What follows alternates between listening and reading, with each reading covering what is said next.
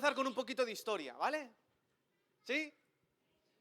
4 de julio del 1776. Se redacta la Declaración de la Independencia de los Estados Unidos. Y estaréis pensando, este loco se le ha ido la castaña ya definitivamente. Se cree que está en una charla de historia. Bueno, espérate. ¿Qué era esta declaración?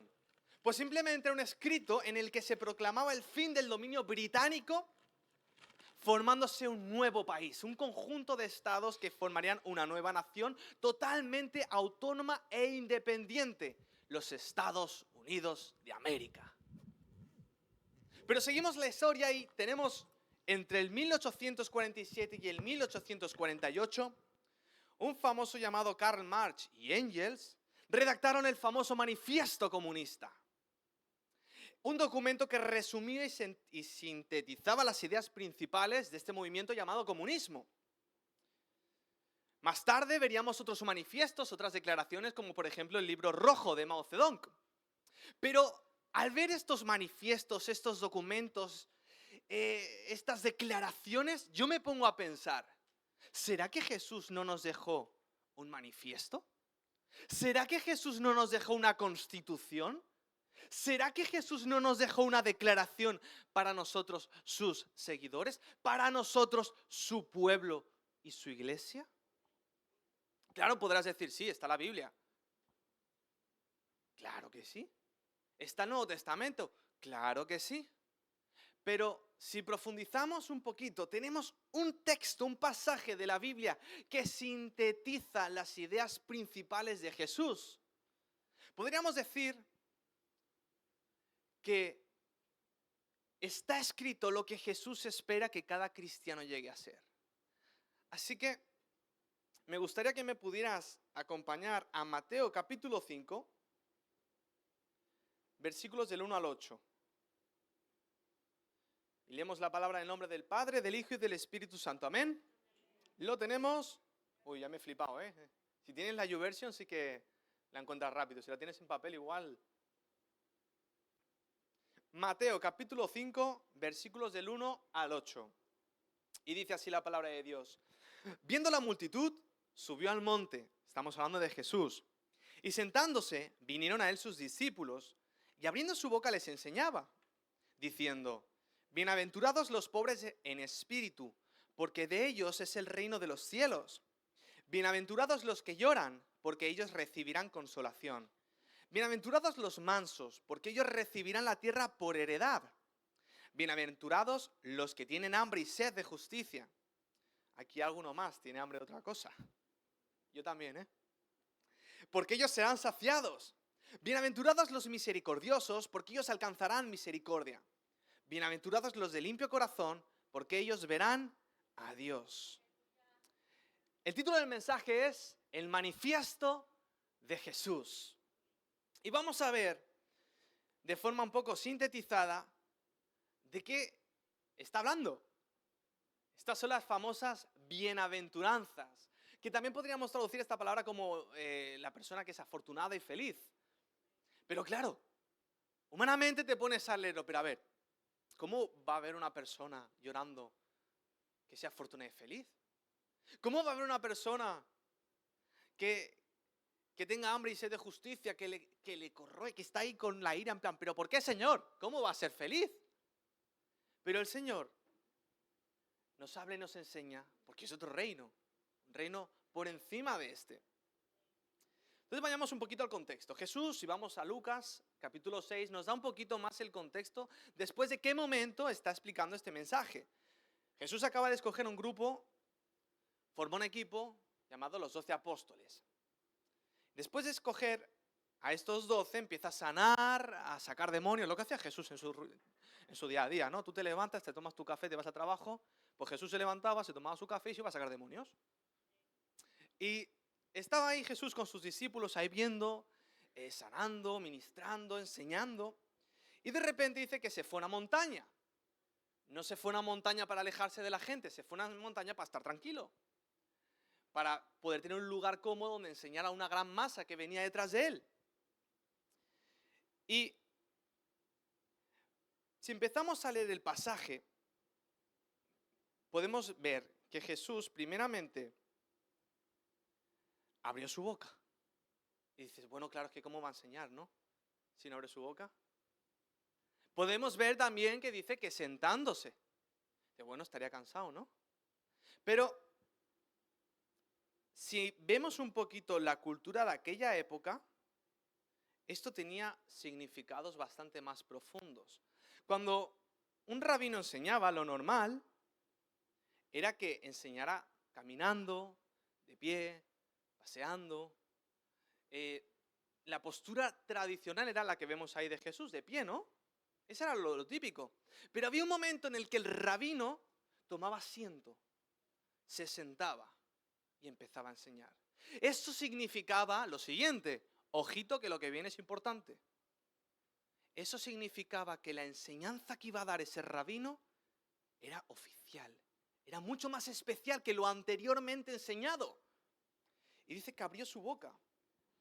Pero es que la expresión que se utiliza para decir que abrió su boca, los griegos la utilizaban, ellos eran expertos en oratoria. El Nuevo Testamento estuvo escrito en griego. Pero hacía referencia a cuando un profesor, un maestro, alguien con autoridad, abría su corazón de par en par. Así que lo que podemos empezar, nada más viendo, es que el Señor usó su autoridad y les dijo, os voy a abrir mi corazón porque os tengo que contar algo realmente importante, así que atentos. Y empieza a hablar. Bienaventurados los pobres de espíritu, porque de ellos es el reino de los cielos. Claro, entonces significa que debemos venderlo todo. ¿Significa que debemos vivir la pobreza para agradar a Dios y para ganar el cielo? Alguno me dirá, bueno, Jesús le dijo al rico que vendiera sus posesiones y las diera a los pobres. Igual es eso lo que pide, ¿no? No. Jesús le dijo al rico que vendiera todo lo que tenía y lo diera a los pobres porque el corazón del rico estaba en sus posesiones, porque sus posesiones eran su ídolo y ocupaba el lugar que tenía que ocupar Dios.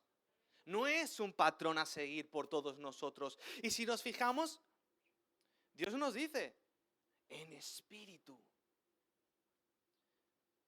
En ningún momento nos dice, benditos los que viven a punto del desalojo. Benditos los que viven sin llegar a final de mes. Benditos los que no tienen trabajo. A ver, yo soy padre y yo no quiero que mi hijo viva en pobreza. Yo no quiero que mi hijo viva en escasez. Y yo creo que Dios, como Padre perfecto, tampoco quiere eso hacia nosotros, ¿no? Por lo que vamos a ir un poquito más allá. La pobreza de espíritu es la conciencia plena y total de que dependemos de Dios. Humildad. ¿Qué es lo contrario a la pobreza de espíritu? El orgullo, la autosuficiencia, la confianza en uno mismo. Y podríamos decir la confianza, por ejemplo, en el sistema del bienestar. Bueno, me quedo sin trabajo, tengo el paro, ¿no? Luego vas al paro y dices, no has cotizado lo suficiente.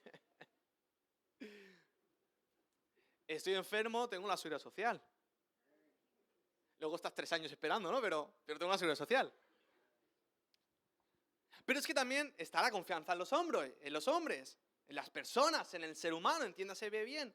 Jeremías 15, versículos del 5 al 8, la Nueva Traducción Viviente dice, esto dice el Señor, malditos, espera que sigo, son los que ponen su confianza en simples seres humanos, que se apoyan en la fuerza humana y apartan el corazón del Señor.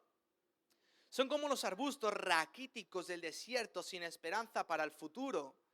Vivirán en lugares desolados, en tierra despoblada y salada. Pero benditos son los que confían en el Señor y han hecho que el Señor sea su esperanza y confianza. Son como árboles plantados junto a la ribera de un río, con raíces que se hunden en las aguas. A esos árboles no les afecta el calor, ni teme los largos meses de sequía. Sus hojas están siempre verdes y nunca dejan de producir fruto. ¡Wow! O sea, el Señor dice, si confías en el ser humano eres como una ramita que está en el desierto movida de aquí para allá. Pero si confías en el Señor serás como esa rama, tal como dice el Salmo capítulo 1, como ese árbol plantado al lado del río, que podrá venir la temporada que sea, que seguirás dando fruto. Todo por confiar en el Señor.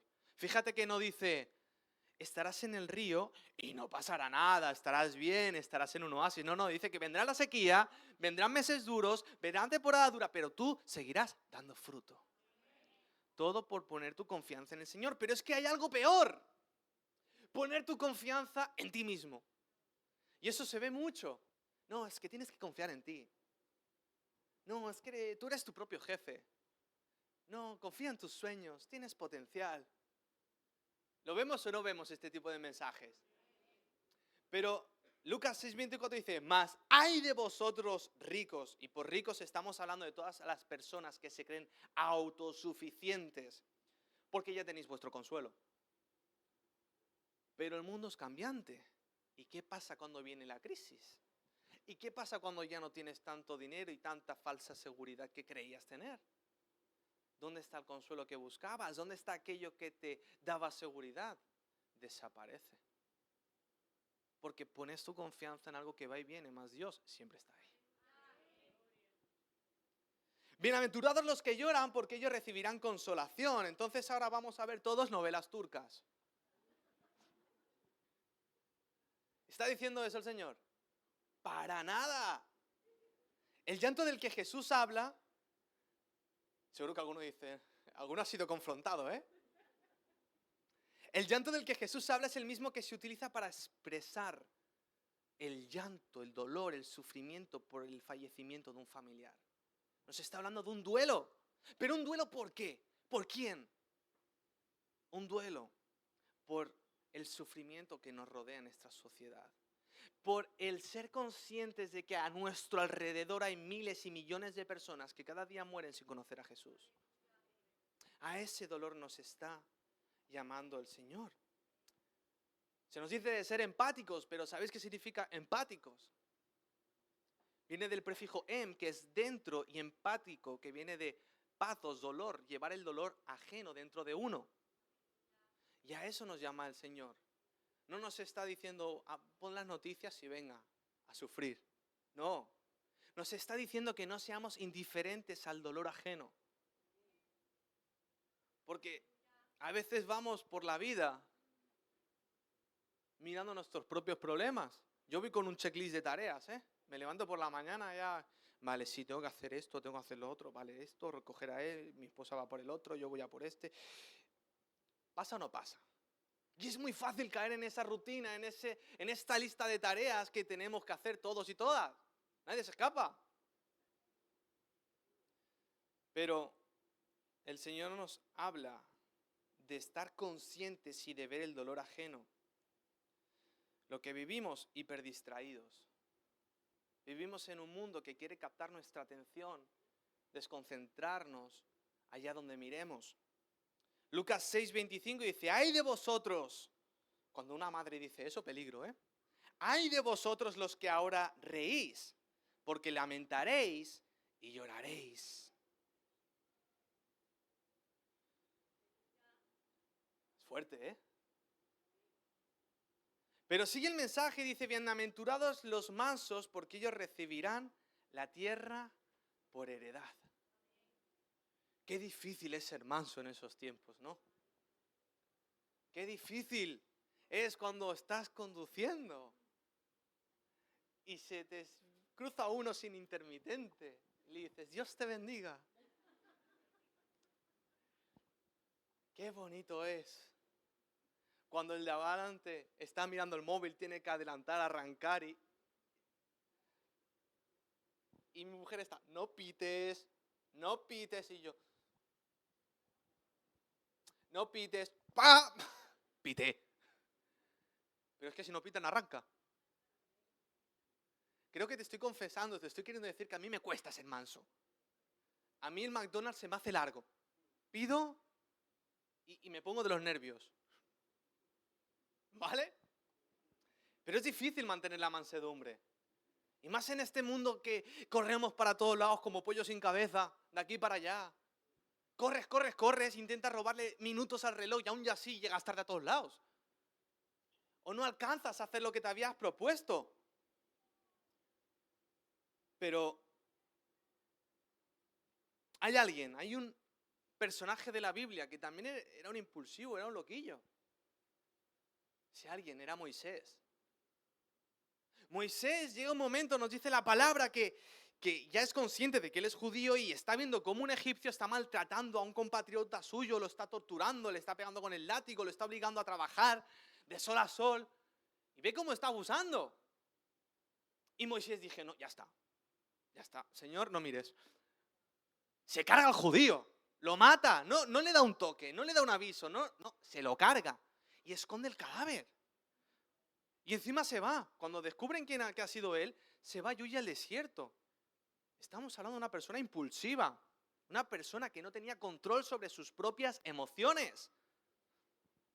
Pero después de 40 años, anda que, mira si era impulsivo que estuvo 40 años de terapia con Dios.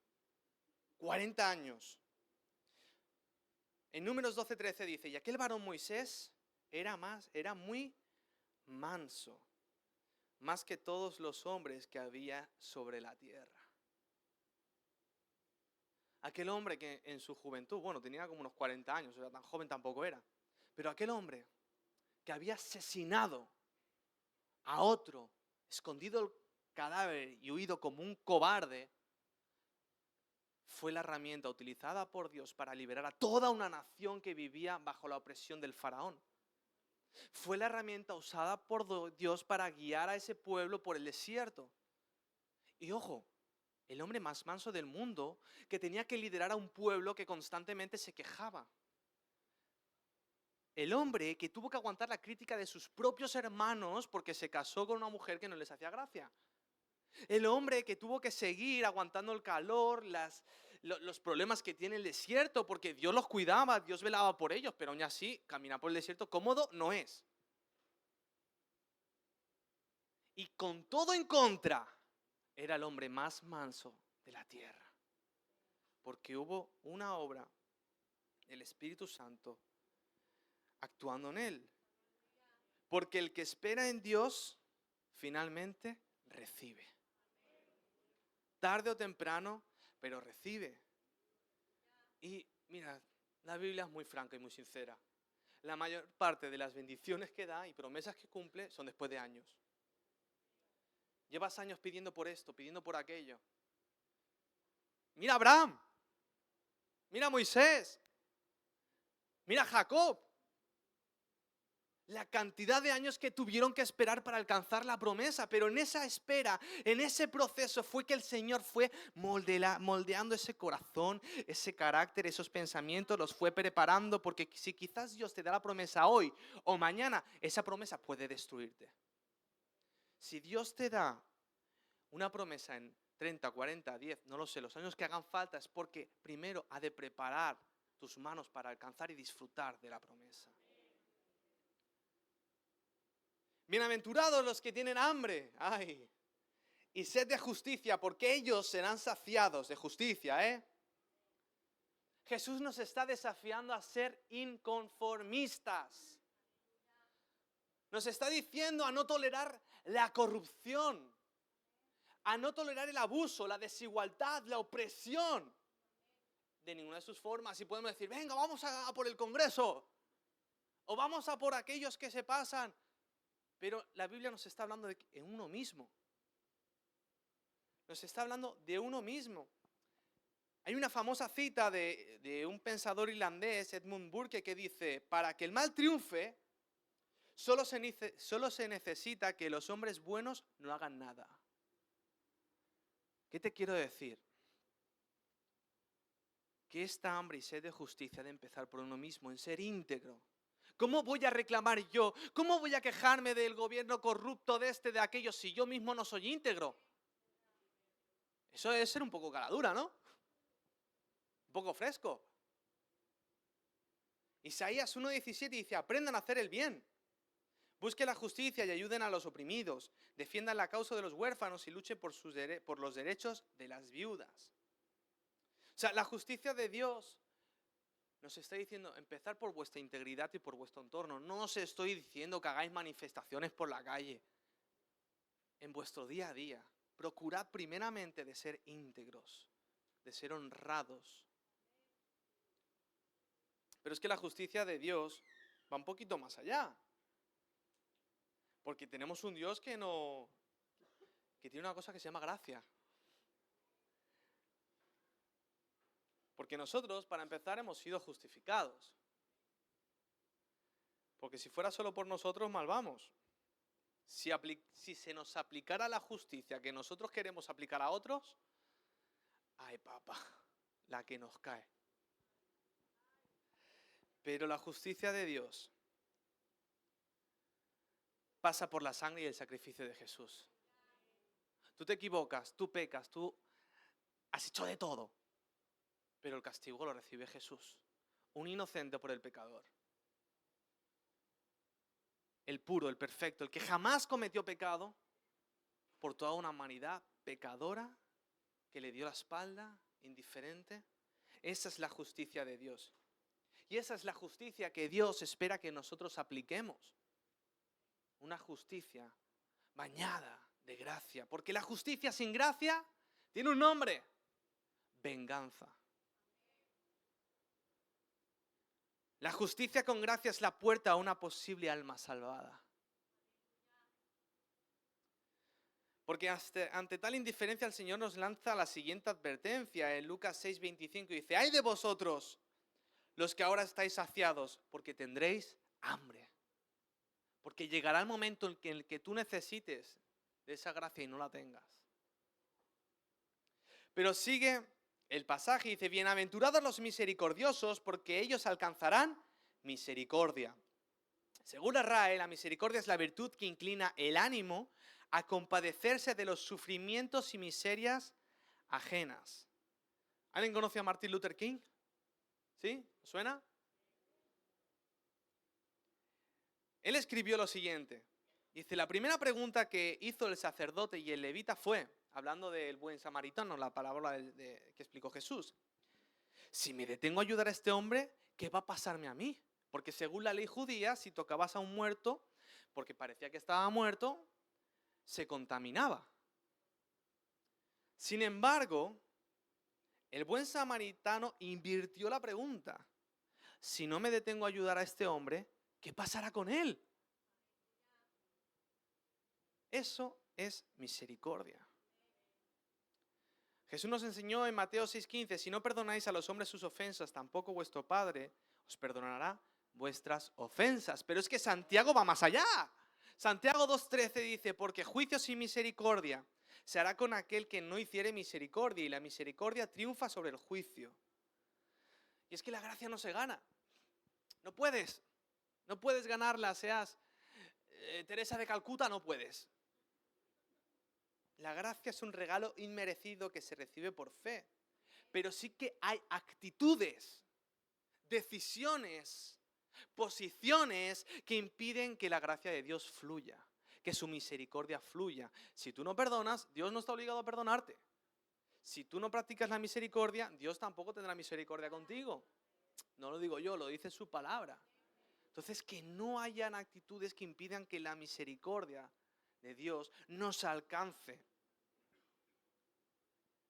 Bienaventurados los de limpio corazón, porque ellos verán a Dios. Hebreos 12:14 dice: seguid la paz con todos y la santidad, sin la cual nadie verá al Señor. Y es que a veces creemos que la santidad es portarse bien. Creemos que la santidad es ser un buen cristiano. Y vamos a ser sinceros, ¿qué es un buen cristiano? ¿Cuáles son los rasgos de un buen cristiano? Sigue a un cristiano y tarde o temprano verás que no es tan cristiano como creías, según los estándares que tenemos.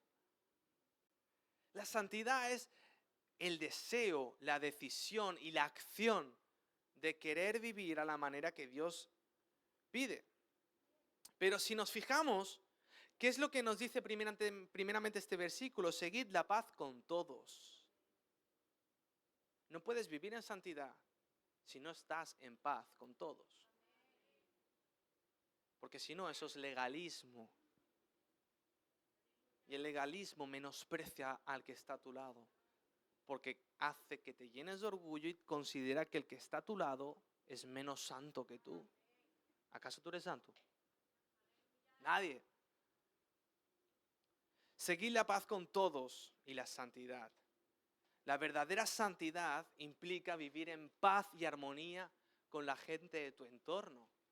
El tener un corazón limpio. Jesús resumió en Marcos 12 los 10 mandamientos en 2. Y dices, qué guay, menos deberes, menos cosas que hacer, ¿no? Pero dice, amarás al Señor con toda tu mente, con todo tu corazón y con todas tus fuerzas. Vale. Pero es que el segundo mandamiento es amarás a tu prójimo como a ti mismo. Y si nos fijamos bien, los 10 mandamientos, 5 van para adorar a Dios y 5 van para llevarte bien con el hermano. 5 verticalmente y 5 horizontalmente. Jesús simplemente resumió. No quitó nada, no añadió nada, simplemente resumió. Los 10 mandamientos se cumplen amando a Dios y amando a tu hermano. Eso es santidad. Ay, qué difícil es amar a veces a algún hermano o una hermana, ¿no? El pastor dice amén. Pero más de uno que se corta y no se atreve también lo piensa. Pero la palabra que se utiliza en este caso es katsaros, que hace referencia, cuando dice limpio, hace referencia a algo que estaba sucio y ha sido lavado. Hace referencia a un metal que es puro, que no se ha hecho ninguna aleación con otro metal de menor valor. Entonces, somos limpios de corazón porque antes hemos estado sucios. Algo que está limpio, tú no lo limpias. Por eso la palabra nos está diciendo, bienaventurados los que han sido lavados por la sangre de Jesús, los que han sido perdonados, los que se mantienen puros, no se dejan contaminar, porque ellos verán, experimentarán y vivirán en la presencia de Dios. Y si nos ponemos a pensar un momento, ¿cómo sería a día de hoy este mensaje? El Sermón del Monte. Porque esto es la primera parte del conocido Sermón del Monte, pero si fuera a día de hoy, si pongamos que Jesús hubiera explicado este mensaje hace unos meses, ¿vale? Para empezar, yo creo que se llamaría el Sermón del Barrio, ¿no? El Sermón de la Plaza, el Sermón de la Ciudad. Y yo creo que nos diría algo así, dice, y estando en la plaza del barrio se sentó y enseñó a sus discípulos y a la multitud que estaba grabando con el móvil y haciendo directos y escuchando. Qué afortunados y felices son los que desesperadamente buscan la verdad porque se sienten vacíos, porque nada les llena, porque ellos verán el reino de Dios. Dice, qué afortunados y felices son los que sufren depresión, ansiedad y soledad, porque ellos serán consolados. Qué afortunados y felices son los humildes que no buscan enriquecerse a toda costa, ni su orgullo y ego los domina. Que no buscan likes, que no buscan la aprobación, que no buscan ser más que el vecino, porque la tierra que Dios les prometió será para ellos. Qué afortunados y felices son los que sufren al ver la corrupción, el abuso, la opresión, la violencia y la injusticia, porque finalmente verán cómo Dios hace justicia y defiende al más débil. Qué afortunados y felices son los que empatizan y tienen compasión con el dolor de otros, porque Dios también tendrá compasión de ellos. Qué afortunados y felices los que tienen un corazón puro y limpio, sin resentimiento, sin envidia, sin celos, sin orgullo, porque ellos son los que verdaderamente verán a Dios. Yo creo que sería algo así. Pero vamos a ser sinceros. ¿Quién es así? Jesús nos estaba presentando los rasgos que un seguidor, que un cristiano, que un discípulo tiene que tener. Pero nadie alcanza este ideal. Como alguno me levante la mano, se llama mentir y estás en la iglesia, doble pecado. Pero es imposible humanamente vivir según los estándares de Jesús. Es imposible. Mira su grupo. ¿A qué grupo les estaba predicando esto? A los discípulos. 12 personas que uno le salió rana. Para empezar, lo traicionó. Pero el resto de discípulos era un caos. Era el grupo más disfuncional de la historia. Yo me hubiera ido a buscar teólogos. Gente madura. Pero cogió pescadores, mira, cogió a un funcionario corrupto de Hacienda. Cogió a un terrorista. Cogió a 2 personas que decían, Jesús, no nos han escuchado, ¿oramos para que caiga fuego del cielo? Cogió a 2 personas que decían, Jesús, bueno, que mandaron a su madre para que le dijeran a Jesús que querían estar en el cielo a su lado. Cogió a un Pedro que era un bocazas, que cada vez que abría la boca subía el pan, como dice. Que mucho, Jesús, Jesús, yo voy a estar contigo, que yo no te abandonaré. Y luego a la mínima, no, yo no sé quién es Jesús. Era un grupo de lo más disfuncional que pueda haber.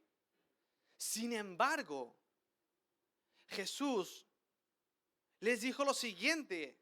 Juan 14:26 dice, el Consolador, el Espíritu Santo, a quien el Padre enviará en mi nombre, Él os enseñará todas las cosas y os recordará todo lo que yo he dicho.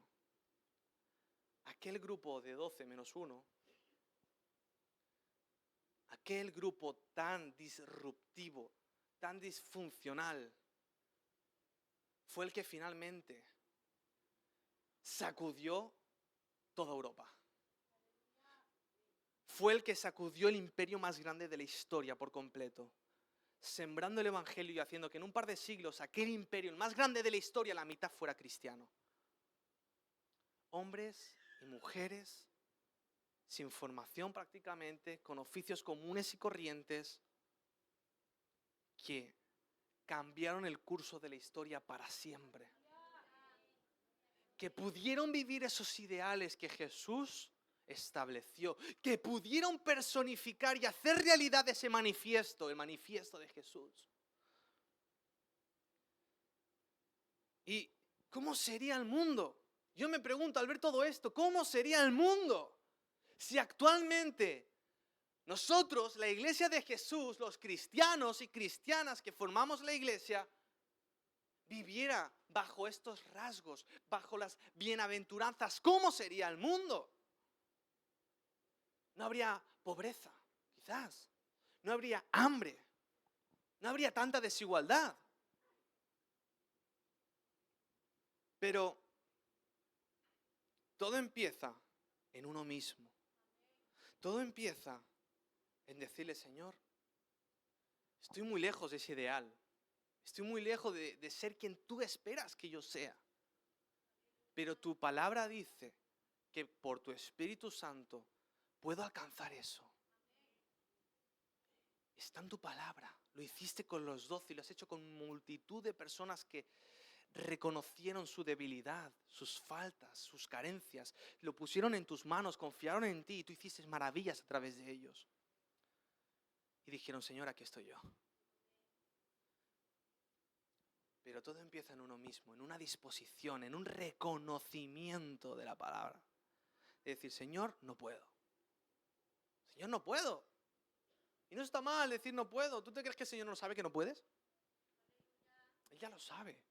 Pero una cosa es que le digas lo que sabes y otra cosa es reconocérselo, humillarse, someterse, para que sea el Espíritu Santo el que haga la obra a través de nosotros. Y con esto quisiera acabar. El mundo necesita urgentemente ver una iglesia bajo estos valores. El mundo está cansado de ver cómo hay cristianos que señalan con el dedo, que condenan, que en vez de ser el abrazo de Jesús, es lazo al infierno. Tristemente, a veces nos ven así. En una ocasión tuve la oportunidad de hablar con un compañero de trabajo homosexual y estuvimos hablando del evangelio, y cuando acabó la conversación me dijo, Isaac, me has dejado sin palabras. Yo no pensé que se podía hablar con un cristiano de esta manera. La imagen que ellos tienen es la del típico cristiano que señala con el dedo, que va con pancartas, que va señalizando todo lo malo que hay en el mundo. Pero ¿qué tal si le damos la vuelta? Si en vez de pensar lo que nos puede pasar a nosotros si tocamos al que está enfermo, pensamos, ¿qué le pasaría si no hacemos nada al respecto? ¿Qué le pasará al mundo si no hacemos nada al respecto? Dios nos va a pedir cuentas. Te puse tanta gente a tu alrededor y no hiciste nada. Pedí de ti, te di al Espíritu Santo dentro de ti para poder alcanzar todo esto, aunque parecía imposible, y no hiciste nada. No seamos ese conjunto de buenas personas que guardan silencio. Seamos esa minoría que trastorna el mundo. Amén, iglesia. Gracias, Señor, te damos por este mensaje, por habernos dejado palabras tan increíbles, desafíos tan grandes, propósitos tan épicos, como el vivir bajo tu consejo, como el vivir según los estándares de Jesús. Señor, yo te pido por todas esas mujeres, todos aquellos hombres que en este día de hoy dicen: Señor, heme aquí, soy débil. Señor, por mis fuerzas no puedo. Mis fuerzas son limitadas, igual que mi tiempo, pero creo en ti. Creo que si tu Espíritu Santo está en mí, podré alcanzar el vivir esa vida que quieres. Podré alcanzar ese ideal. Podré hacer tu voluntad y hacer que finalmente miles de personas te conozcan, Señor. Capacítanos, Señor. Danos forma, moldea nuestro carácter, ayúdanos a ser empáticos, misericordiosos, a ser mansos, a llorar con los que lloran, Dios mío, a ser humildes, a tener un limpio corazón. Gracias, Señor, porque en tus fuerzas es todo posible. Gracias, Señor, en el nombre de Jesús. Amén y amén.